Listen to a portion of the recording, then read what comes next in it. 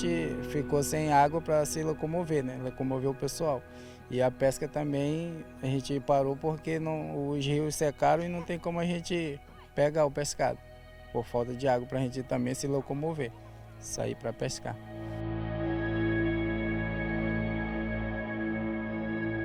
As dificuldades são a falta de água e a falta também de recursos, né? Que a água levou o recurso da gente, como no caso a catraia parou, a pesca parou, e a dificuldade da água para a gente aqui está muito difícil, porque a gente não tem água encanada, a gente vai pegar ali no vizinho, no balde, né, na vasilha, para trazer para fazer as coisas, o alimento.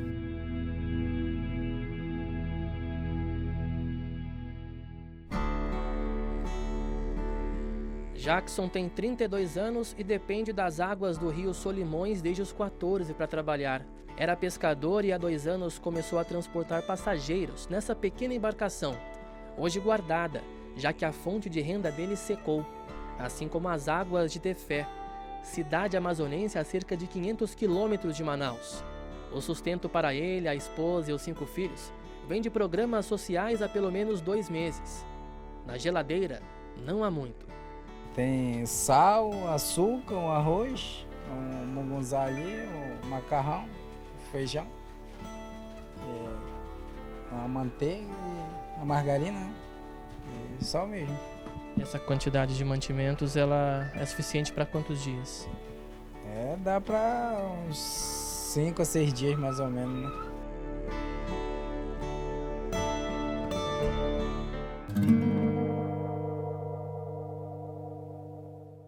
Esse cenário é inédito em mais de 120 anos. Essa é a maior seca que atinge a região amazônica e praticamente todos os 62 municípios do estado do Amazonas estão sendo afetados diretamente com essa estiagem. Para se ter uma ideia, aquela marca ali atrás representa onde a água chegava na época de cheia, cerca de 5 metros acima do banco de areia. O que hoje enxergamos como praias antes estava cheio. O Lago Tefé é afluente da margem direita do rio Solimões. As oscilações de período são naturais ao longo do ano e ditam o ritmo de uma cidade que tem como via principal o Solimões. Mas em nenhum outro momento a seca foi tão profunda como agora. O Centro Nacional de Monitoramento e Alerta de Desastres Naturais mapeou a região amazônica e traçou um raio-x sobre o porquê essa estiagem foi a mais severa em mais de um século. A gente observou o período seco, esse período de estiagem, ele foi mais seco do que costuma ser. Os meses de julho, agosto e setembro tiveram chuva muito abaixo da média. E o motivo dessa chuva abaixo da média é o fenômeno El Niño. Ele se caracteriza por um aquecimento anômalo nas águas superficiais do Pacífico, na região equatorial, e com esse aquecimento atípico, as áreas de chuva se deslocam sobre o oceano. E quando elas se deslocam ali, elas modificam a circulação da atmosfera em outras regiões do planeta. Então são grandes movimentações, deslocamentos de células de circulação de ar. Onde essa água quente está, ela favorece a subida de ar. O ar quando sobe, condensa, forma chuva. Só que esse ar que sobe ali, ele vai empurrar o ar para descer num outro lugar. E um desses lugares onde esse El Niño está empurrando a descida do ar é ali na região centro e oeste da Amazônia. Onde o ar está descendo, inibe a formação de nuvens, inibe a ocorrência de chuva. Por isso as chuvas estão abaixo da média. Aí a gente chega nessa época do ano, que é o final da época de estiagem na Amazônia, é a época onde normalmente a gente tem os níveis mínimos do ano, só que esse ano, como choveu muito pouco na estação seca, né, menos que a média, esse mínimo está bem abaixo do que normalmente acontece. E por isso todos os problemas que a gente está vendo. Com relação à chuva, a influência do El Niño vai continuar nos próximos meses, novembro, dezembro, janeiro. Portanto, ele vai continuar inibindo a formação de chuva. Mas essa época também é o início da estação chuvosa. Então a gente deve ter um aumento da chuva, só que esse volume da chuva deve ser um pouco abaixo do que seria em anos normais. Então, com chuva ainda abaixo do normal e os níveis do rio abaixo do normal, a recuperação desses níveis até níveis normais pode demorar um pouco mais tempo. A alta temperatura da água beirando os 40 graus nos dias mais quentes somada à baixa dos rios, foram as principais causas da morte de 155 botos, apenas em Tefé. O Instituto Mamirauá monitora constantemente os animais aquáticos e a temperatura da água, dos Solimões e também do rio Tefé, local onde centenas de botos estão presentes. A gente acredita muito que seja principalmente essa baixa rápida, né, da água do lago, e por ser vários dias consecutivos assim, de temperatura muito alta, principalmente, por exemplo, nessa água aqui, foi o canto que vocês observaram que deu uma temperatura mais alta, né? E referente às outras regiões que a gente monitorou. Então, aqui é uma região que é mais baixa. E nessa época que houve essa mortandade toda, não tinha essa corrente de água, então a água ficava parada. E aí raso, temperatura alta, os bichos que estavam nesse lugar, eles começavam a tentar se deslocar ou sair daqui. E infelizmente alguns não conseguiam e vinham a óbito.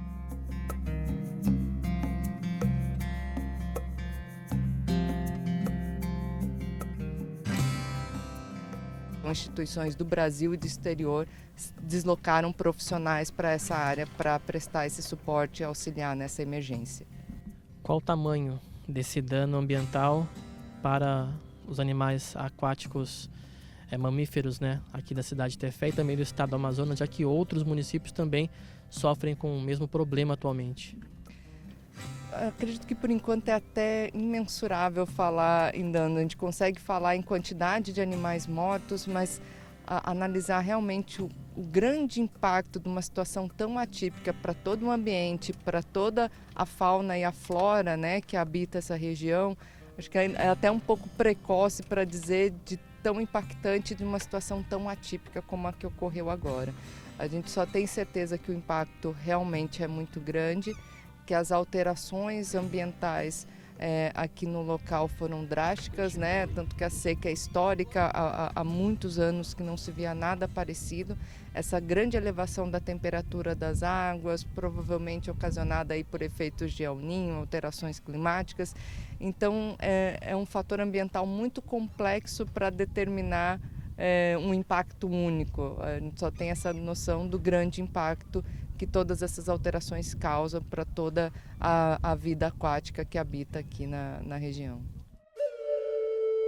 Até a primeira quinzena de novembro, 101 botos haviam sido encontrados mortos em Coari, distante a 200 quilômetros de Tefé. Ao todo, mais de 256 animais, entre botos vermelhos e tucuxis, morreram nos dois municípios em consequência da seca e também da alta temperatura da água. Esse trecho é o que sobrou do Lago Tefé. Viajar agora de maneira mais segura apenas em catraias, pequenas embarcações. O nível da água está tão baixo que viagens que duravam antes 30 minutos, hoje duram mais de 2 horas.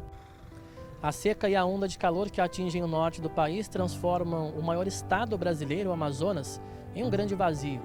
Um vazio de leitos quase totalmente secos, mas também um vazio dentro de cada amazonense, que depende das águas para sobreviver.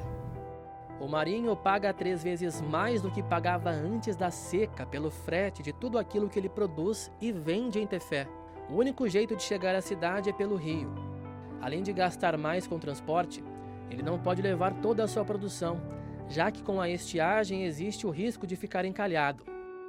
Então, muito do que é produzido acaba se perdendo. Aquilo que dá é vendido. Só uma viagem por mês.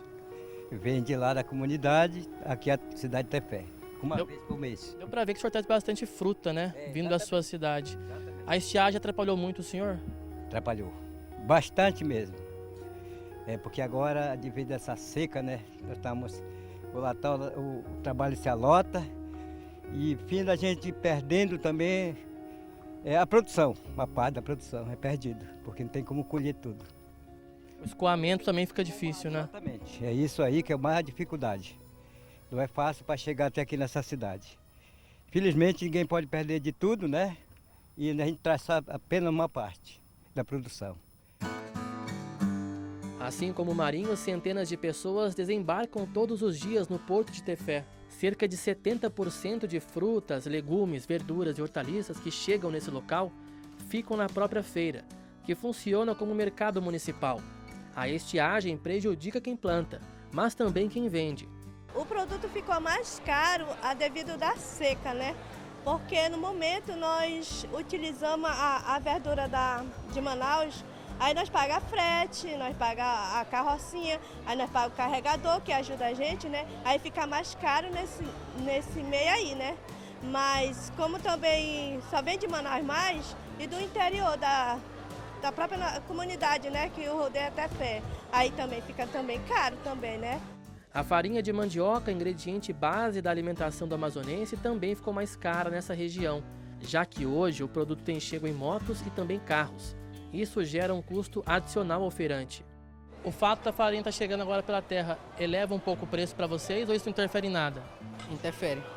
Porque antes, a gente comprava uma saca e dava mais lucro. Hoje está dando menos, devido à locomoção. Muito que traz por terra a gente tem que pagar o transporte, né?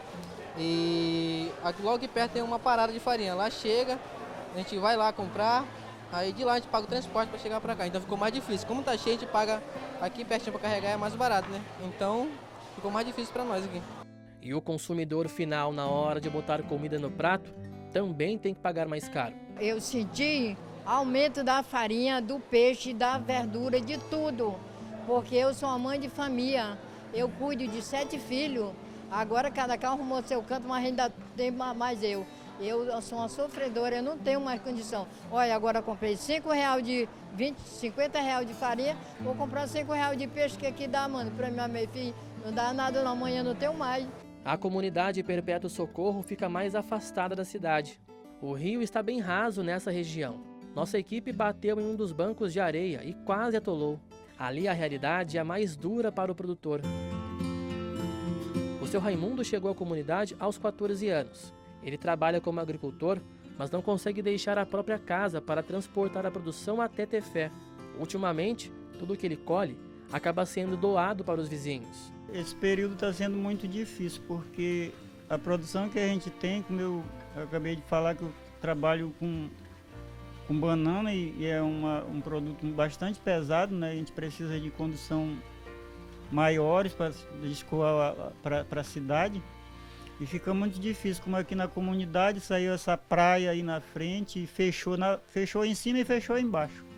Aí as minhas embarcações ficaram presas aqui, eu não tenho como levar a produção para Tefé e fico, às vezes, dou um pouquinho ali para um vizinho, uma coisa vender um pouco para ali, outro pouco para ali, para não estragar, né? Porque levar de quantidade não dá para a gente levar por esse motivo aí. Essa chuva que está chegando agora já em novembro, ela traz também esperança de que a situação aqui na região se normalize já nas próximas semanas? Muita esperança. Eu tenho essa base comigo, desses meses que está chegando, como agora nós já entramos em novembro, aí a gente já fica bastante alegre. Como está seco, é porque a gente sabe que o rio já vai encher, né? Vai subir, e se o rio subir mais, as coisas favorecem para a gente, né? Aí, a esperança da gente é grande sobre a chuva que está caindo, porque a gente passou meses e meses sem a gente ver um pingo de chuva cair aqui sobre a nossa comunidade, nessa região inteira aqui. Então, como a gente, não só eu, como os outros colegas também agricultores e outros coisas, já fico bastante animado com isso aí, porque sabe que daqui uns dias vai ter água para a gente já poder ter um transporte melhor, né?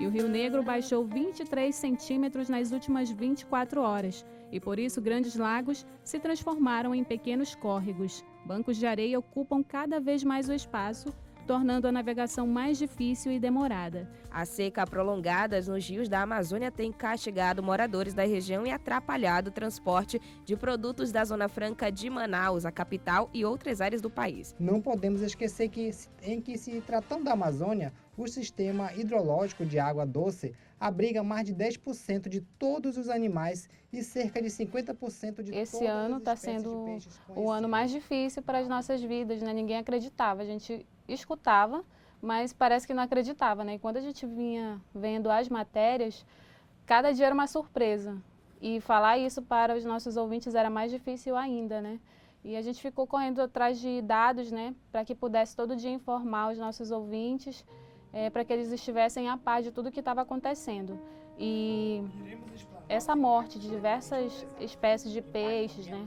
Botos, tucuxis, cor-de-rosa, um filhote de peixe-boi realmente impactou muito as nossas vidas. Acho que a prelasia ela tem esse papel, né? E nesse momento que a gente está passando dessa seca severa, a igreja é principal e muitas das vezes as pessoas falavam: e a igreja, o que está fazendo? E aí veio essa campanha, né, de ajuda humanitária, de colher cestas básicas. Não esperar de órgãos municipais, estaduais, não, mas a igreja ir à frente e colher essas cestas básicas para essas pessoas que mais necessitam. Porque a Prelazia de Tefé não é um vínculo só com a cidade de Tefé, mas sim com as outras comunidades ao redor. Tefé é a principal cidade de uma região com outros 9 municípios. Tem cerca de 74 mil habitantes, de acordo com o último censo. O cuidado pastoral dessas 10 cidades é feito pela Prelazia de Tefé, que atende pelo menos 200 comunidades. A igreja sensibilizada com os seus comunitários, Tefé foi a primeira a lançar uma campanha emergencial, através da Caritas da Prelazia de Tefé.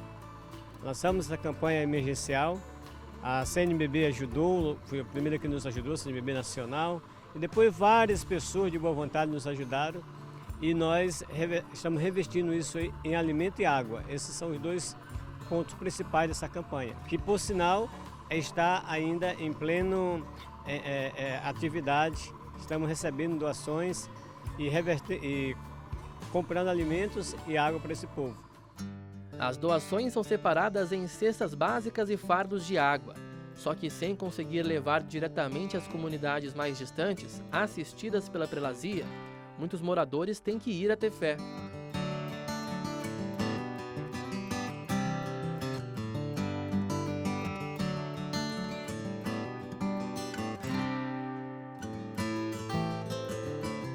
Esse grupo viajou 18 horas até a cidade, apenas para pegar as doações. A viagem antes durava metade do tempo. Seu Ian, tudo bem com o senhor? Como é que vai? Dificuldade, né? Enfrentar essa seca, muitas horas de viagem para pegar o básico, né? Que é o alimento, que é a água. Como que é para o senhor esse momento? É um momento muito crítico que a gente está passando, as comunidades da RDS Semanã, onde nós somos 68 comunidades. Quase todas as comunidades estão passando pela mesma dificuldade de deslocamento. Ou deslocamento, ou escoação do produto. A gente tem um produto, mas não consegue trazer para a cidade. Então a dificuldade é muito grande hoje para a gente estar vindo. Essas cestas básicas são para atender algumas comunidades que estão em áreas isoladas mesmo, não tem acesso a água potável, a alimentação, então a gente está tentando levar essas alimentações até eles.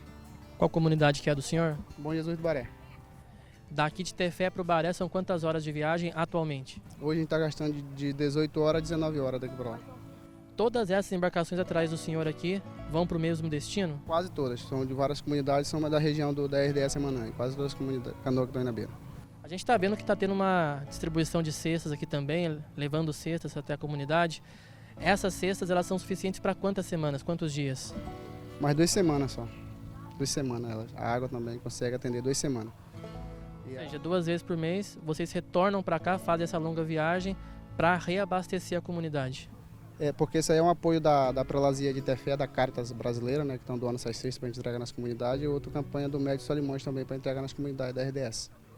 É a segunda remessa que a gente está entregando de cesta agora. A comunidade está precisando bastante desse alimento e vocês estão fazendo essas viagens sempre para poder abastecer a comunidade? Sempre. Tipo, quando tem aqui, a gente tem que vir, né?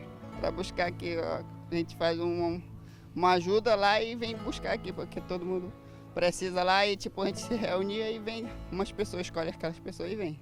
Qual que é a importância dessa doação chegando até vocês? Muito bom para nós, porque para lá tá muito ruim pra gente, que tipo, bem dizer, tá tampado, não tem como a gente vir. A gente vem que é um sacrifício enorme.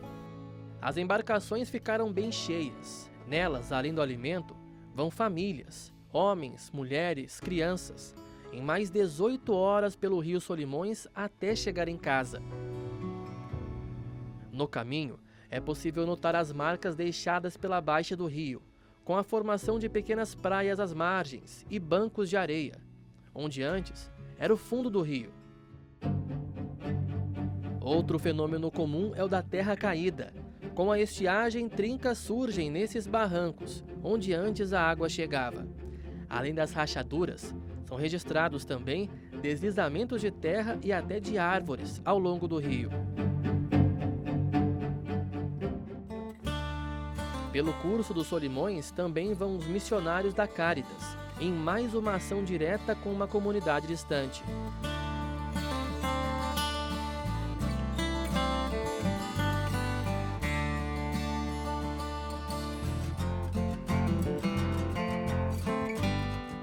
E essa água aqui é um pouco para amenizar a situação. Agora melhorou um pouquinho, porque está dando essa chuva e lá na comunidade as pessoas têm uma captação de água também da chuva que eles consomem.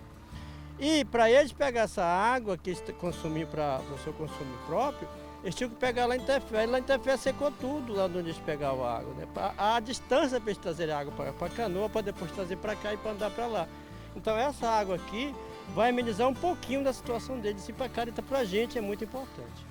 A gente vê também que o número parece pouco, mas é porque essa região é uma região pequena. Aqui em Tefé tem outras regiões também que são maiores, que também recebem a assistência da Cáritas, né?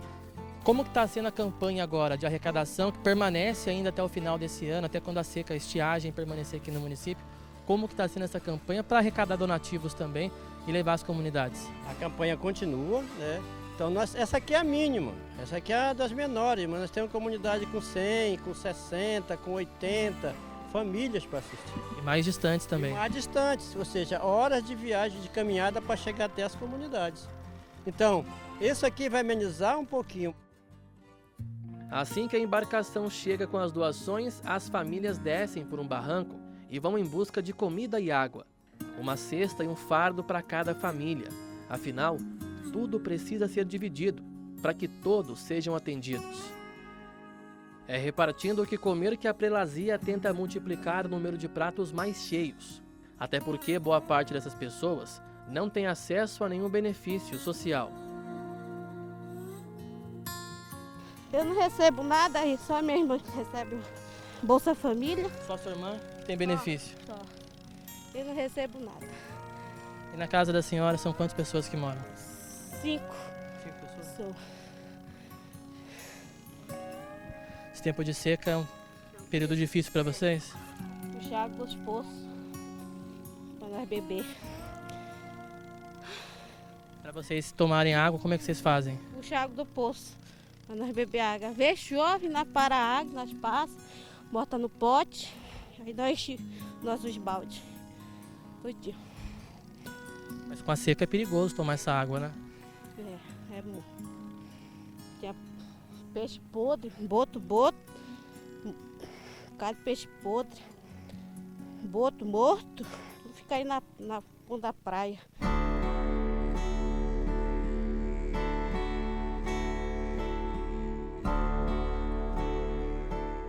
Aqui na casa do senhor mora o senhor e mais quantas pessoas? Nós temos só 4. Temos 3 irmãos e mora um sobrinho com nós aqui. E a água que vocês consomem, ela vem de onde? Rapaz, a gente pega essa água ali na fábrica de gelo. Quando já está seco os vasos, a gente embarca na canoa e vai pegar lá essa água para beber. Todo dia? Não, todo dia não. A gente pega, enche os vasilhames e aí a gente consome uma semana, né? Essa água, quando já está terminando, a gente vai pegar novamente lá. Uma coisa boa que estão fazendo, né? Pelo menos a água é a coisa importante, né? para a gente que, como eu estou dizendo para o senhor, quando termina a água aqui, a gente vai pegar lá na fábrica de gelo ali. E sobre o rancho, também é bom, né? A gente até agradece, né? As doações que tem.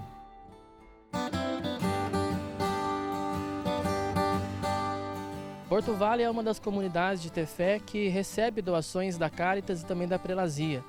Aqui são poucos os moradores, mas a presença da igreja é alimento que sustenta todas as famílias dessa região. São 13 famílias que dependem da agricultura para tirar o sustento. Um grupo pequeno de pessoas, quase totalmente isolado. Dentro dessa capela, a comunidade costuma se reunir para rezar. Nesse tempo, os pedidos são muitos, mas um dos principais é o cuidado com a casa comum. Por causa dessa desmatação que está tendo hoje, é que a gente está sofrendo com essa estiagem muito grande. E no futuro, espero que no futuro seja que essa seca não seja tão grande assim, né, para prejudicar os nossos filhos, nossos netos que virão, né? Aqui na capela há também uma imagem de Nossa Senhora Aparecida. Há algum pedido especial que a senhora queira fazer à padroeira do Brasil? Sim, que eu peço a Nossa Senhora Aparecida, intercessando a Deus, que ela nos proteja, que nos dê sabedoria, inteligência, saúde e muitos anos de vida para a gente enfrentar o dia a dia de cada ano que se passa. A gente não sabe o ano que vem, como é que vai ser essa estiagem de novo, né? E a cheia que está vindo aí. A gente quer que ela nos proteja de todo o mal e todos os perigos. Que seja sempre assim como Deus quer, né? Não como o homem quer, né?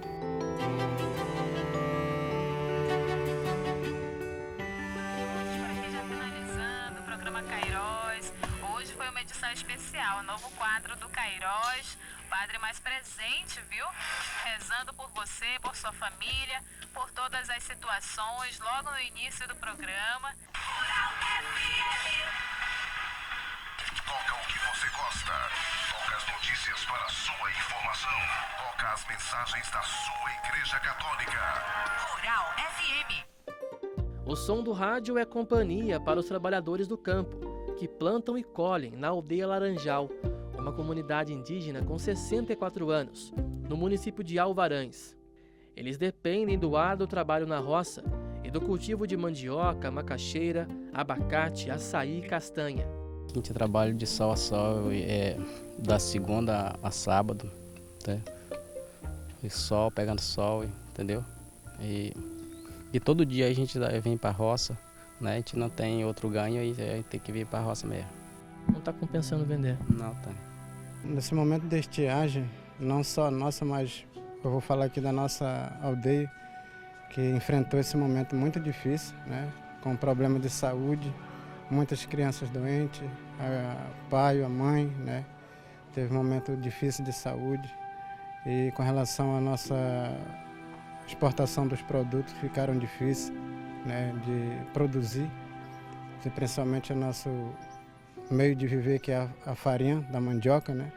Ficou um momento muito difícil de produzir esse produto e afetou nós nesse problema a estiagem. Também a nossa locomoção de viagem, né, para a gente comprar o nosso material de higiene, produto mesmo alimentício, ficou muito difícil. Então, para nós, a gente enfrentamos momentos em que as famílias passaram por muitas dificuldades.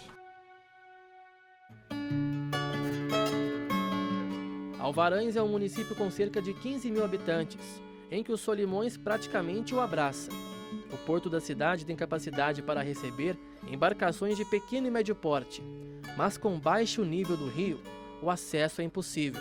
O nosso porto da cidade é de médio porte, pequeno porte, mas para nós é grande, está no chão, literalmente. Então não pode mais receber, né, caminhões de peso grande. E tudo isso infectou a vida do povo aqui nesse local, porque tudo vem através dos barcos. né, de Manaus para cá. Até o nosso UBS fluvial está parado, quer dizer, as nossas comunidades ribeirinhas não têm assistência, né, da saúde. Aqui nós temos até agente de saúde, né? Mas, por exemplo, trazer o UBS que traz tudo para atender mais o povo, não fica difícil para as comunidades, sobretudo que estão isoladas. Aqui me vem na cabeça o versículo que Jesus, né, diz sobre o julgamento final. Eu estava com sede, tu me deste de beber. Eu estava com fome, tu me deste de comer.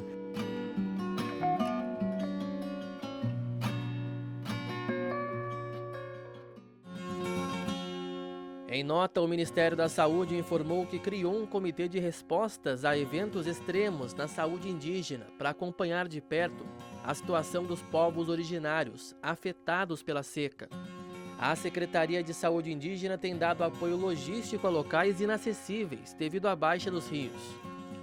Ainda em nota, o Ministério informa que a pasta oferece instrumentos de monitoramento e equipes nas regiões, além de cestas básicas, equipes de combate a incêndio e ações para recuperar a navegabilidade nos rios. São aguardados mais de 8 milhões de reais do Programa de Aquisição de Alimentos para a compra de produtos da agricultura familiar nos municípios em calamidade pública. Qual pedido o senhor faria à padroeira do Brasil nesse momento de crise? Olha, nós já pedimos muita chuva. A história de Nossa Senhora Aparecida, o jeito como ela foi também encontrada num rio, no fundo do rio, nós pedimos para ela que ela interceda, que venha chuva. Tu pode ver, parece que está caindo, né? Agora que estou falando isso, um pouquinho de água. Nós pedimos com muita fé. De fato, choveu. Esses tempos, porque se continuasse secando como era, a situação seria mais dramática ainda. Choveu e já está iniciando muitas chuvas. Nós estamos esperando, estamos com grande esperança de que daqui para frente vai melhorar.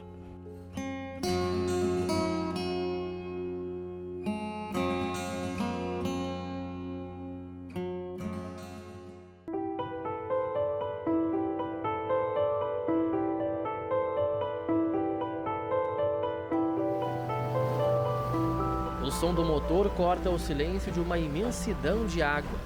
Mas onde o Solimões agoniza é praticamente impossível navegar. A Defesa Civil de Tefé confirmou que não conseguiu chegar em 25% das comunidades. Ou seja, pelo menos 50 povoados permanecem isolados. Nossa preocupação era que nós não temos estradas. A Tefé não tem estrada que trazem o insumo, os alimentos, a questão do abastecimento para a cidade. E aí foi a preocupação de sensibilizar as instituições de abastecimento, também de alimento, né, de estoque de alimento, porque a nossa preocupação foi de realmente bloquear nossas vias de acesso à cidade, que são os rios, que se tornou um banco de areia e ficou difícil para a navegação. Existem algumas limitações, né, do acesso a algumas comunidades mais distantes, inclusive. Há alguma comunidade que a Defesa Civil não conseguiu chegar aqui na cidade ainda? Nós temos aproximadamente 70% assistida, deu para chegar com dificuldade, mas nós temos aí em torno de 25% a 20% delas que ainda não chegou a ajuda humanitária devida, por conta do acesso, só por via aérea.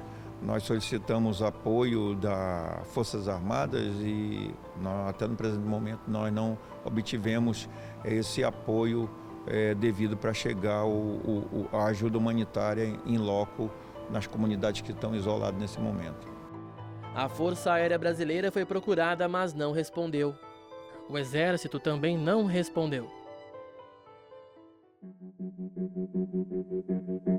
Vazio cartográfico é um termo que significa uma região ou comunidade não ser reconhecida dentro de um mapa, como o Google, por exemplo, ou em documentos oficiais, que indiquem a existência de um povoado naquela região. É como se as comunidades não existissem. Os impactos podem ser muitos. Vamos pegar o exemplo que nós vivemos agora dessa seca extrema, no qual essas comunidades precisam de auxílio, desde a água, da alimentação, então de cestas básicas. E você não saber que elas existem pode acarretar um não auxílio a essas comunidades. Ou muitas vezes de órgãos públicos não dá a devida atenção que um município, principalmente quando ele é pequeno, necessita em eventos extremos como nós estamos vivendo agora nesse momento aqui nessa região. Em novembro tem início a época mais chuvosa da Amazônia. Foi registrada a alta do nível do rio Solimões no Amazonas. Em Tabatinga, a 500 quilômetros no extremo oeste do estado, o rio subiu quase 4 metros. Mas em Tefé, apenas 40 centímetros. Em Manaus, o Rio Negro chegou ao seu nível mais baixo em 121 anos. 12 metros e 70 centímetros de profundidade, registrados em 26 de outubro. O porto de Manaus passou a receber embarcações menores, e um dos reflexos sentidos, além do impacto ambiental, foi na economia. 15 mil trabalhadores da Zona Franca de Manaus receberam férias coletivas antecipadas, já que a navegação de navios que levam cargas de insumos para a fabricação de produtos foi suspensa de forma temporária, entre setembro e outubro. A produção, claro, também foi afetada. O nível do Rio Negro continua baixo, 13 metros e 47 centímetros, registrados em 23 de novembro. Apenas balsas e embarcações menores chegam e deixam o porto manauara. Com relação à chuva, a influência do El Niño vai continuar nos próximos meses, novembro, dezembro, janeiro. Portanto, ele vai continuar inibindo a formação de chuva. Mas essa época é também o início da estação chuvosa. Então a gente deve ter um aumento da chuva, só que esse volume da chuva deve ser um pouco abaixo do que seria em anos normais. Então, com chuva ainda abaixo do normal e os níveis do rio abaixo do normal, a recuperação desses níveis até níveis normais pode demorar um pouco mais tempo.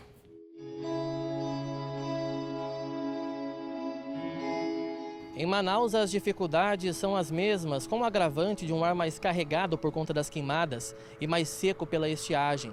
Problemas que entra ano sai ano não cessam e que pedem soluções emergenciais do governo. No último dia 21 de novembro, Manaus registrou níveis muito ruins e péssimos, de acordo com o aplicativo Selva, que monitora a qualidade do ar na cidade. A Zona Norte, Zona Sul, Centro-Sul e Leste tiveram a poluição mais intensa. A nuvem de fumaça que encobre a capital prejudica a visibilidade e afeta a saúde dos manauaras desde agosto.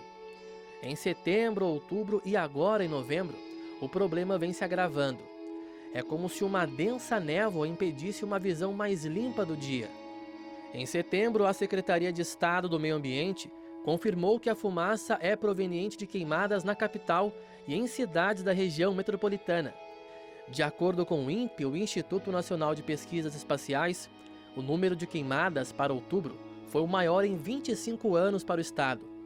Quase 4.000 registros de calor.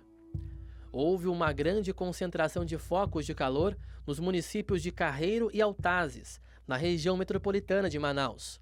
A fumaça é levada de um lugar a outro por massas de ar, só que sem chuvas frequentes, a névoa não tem se dissipado e permanece sobre a cidade. Cerca de 300 brigadistas do IBAMA e do ICMBio atuam no combate aos incêndios florestais, que atingem o Amazonas e o Pará. As mudanças climáticas, como o aumento da temperatura e também a seca, influenciadas pelo fenômeno El Niño, contribuem para o aumento de queimadas. O desmatamento nos últimos anos nessas regiões também favorece o avanço das chamas, de acordo com o IBAMA. A Secretaria de Meio Ambiente do Amazonas disse que atua desde março nos municípios no sul do estado e na região metropolitana de Manaus, no combate aos focos de incêndio.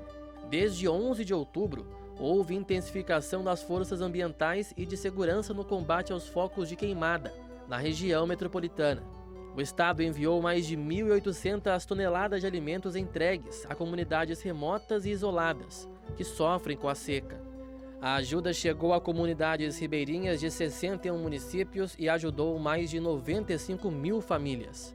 O governo do Amazonas, ainda por nota, cita com base no INPE que a maior parte das queimadas vem do Pará, com 6.838 focos de queimadas e 755 focos no Amazonas. Já a Prefeitura de Manaus informou que o programa Queimadas do INPE registrou 755 focos de queimadas no Amazonas entre os dias 1º e 24 de novembro, sendo 147 focos na região metropolitana. A Secretaria Municipal de Meio Ambiente de Manaus informou que trabalha para identificar os autores das queimadas nas áreas do município e aplicar a legislação pertinente. A Secretaria tem feito um trabalho de rega nos principais canteiros da cidade e nos parques administrados pela pasta. Acho que temos 2 trilhos a seguir, o trilho emergencial e o trilho estruturante. No trilho emergencial, o que está sendo feito? O governo federal já disponibilizou mais de 600 milhões para o Estado. Nós mandamos para cá cerca de 300 brigadistas para ajudar no combate ao fogo, 2 aeronaves e também todo o trabalho que está sendo feito para atender a população do interior em função da seca. Nós temos a combinação de 2 fenômenos, o problema do El Niño, do aquecimento global que está acontecendo, da mudança do clima, e quanto mais desmata, quanto mais queima, mais o problema se agrava. Isso é o problema estrutural. O Ministério vai continuar trabalhando para reduzir o desmatamento até chegar em desmatamento zero. Aqui no estado do Amazonas, nesse ano, nós conseguimos reduzir em 64% o desmatamento. Agora, você imagine se a gente não tivesse feito todo esse trabalho de fiscalização, como é que estava essa situação. Então, é trabalhar nos 2 trilhos, o trilho emergencial e o trilho estruturante. O trilho estruturante é combater desmatamento, mudar modelo de desenvolvimento e evitar as atividades produtivas que são predatórias, destruidoras da floresta e que fazem com que a temperatura aumente cada vez mais e se você tem uma situação como essa, realmente é muito preocupante. As queimadas, elas prejudicam o meio ambiente, prejudicam a saúde das pessoas. É um processo de conscientização da própria população e, obviamente, que o trabalho de fiscalização que vem sendo retomado no governo do presidente Lula. Se nós não tivéssemos reforçado as equipes do Preve Fogo, nós estaríamos numa situação bem pior, porque pegamos o Ministério totalmente desestruturado e o IBAMA desestruturado. Ministra, agora falando com a Marina, que antes de ministra é filha da região norte, né, uma região abundante em águas. Como que é para a senhora, né, que nasceu aqui no norte, ver essa região tão abundante em águas hoje sofrer de forma muito intensa com esse problema da seca? É muito triste. É triste porque essa situação a gente vem dizendo que ela ia se agravar há mais de 30 anos. Nós temos a combinação de 2 fatores, o El Niño, que é um fenômeno natural, e a mudança do clima. A mudança do clima está potencializando os efeitos do El Niño. E isso vai continuar se aprofundando e sendo eventos cada vez mais intensos e cada vez mais próximos uns dos outros. Portanto, a gente precisa de ter uma atitude de entender que o modelo que está sendo implementado no mundo, não é só no Brasil, ele está destruindo as condições que sustentam a vida na Terra.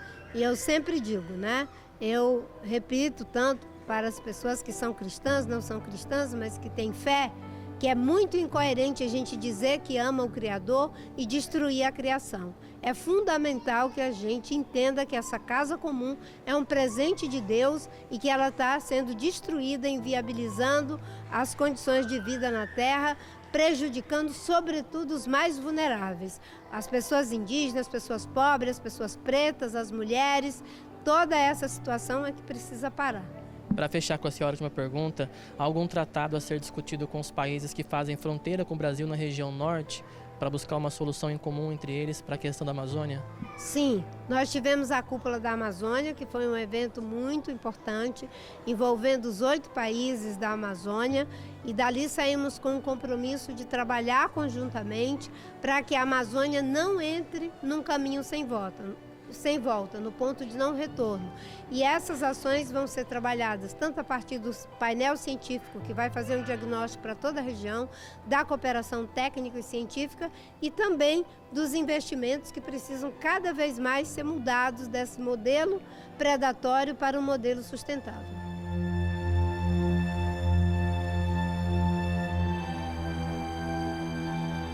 Mas uma das melhores e importantes ajudas do governo seria o trabalho de conscientização com relação ao meio ambiente.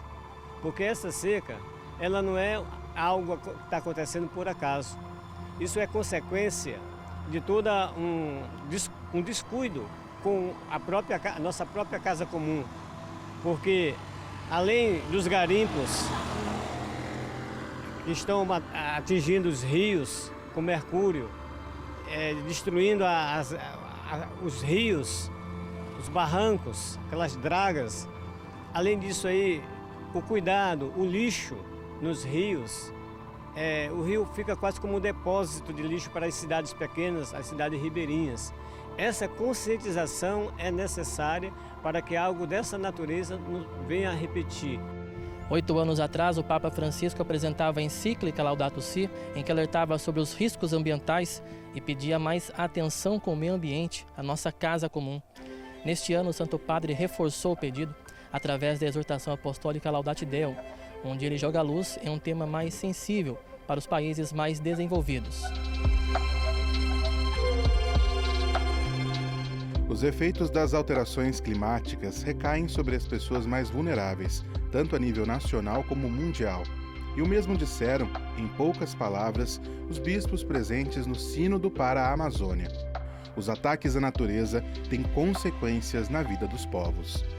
Ninguém pode ignorar que nos últimos anos temos assistido a fenômenos extremos, a períodos frequentes de calor anormal, seca e outros gemidos da terra que são apenas algumas expressões palpáveis de uma doença silenciosa que afeta a todos nós.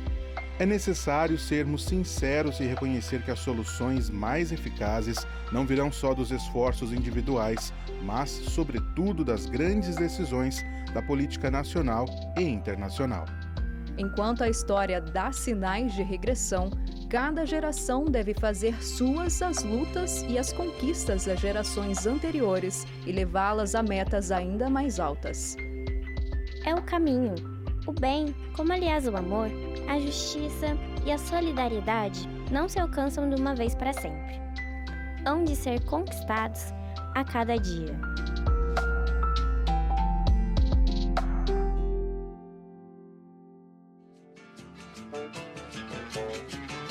Quero assistir ao sol nascer, ver as águas dos rios correr, ouvir os pássaros cantar. Eu quero nascer, quero viver, deixe-me, preciso andar.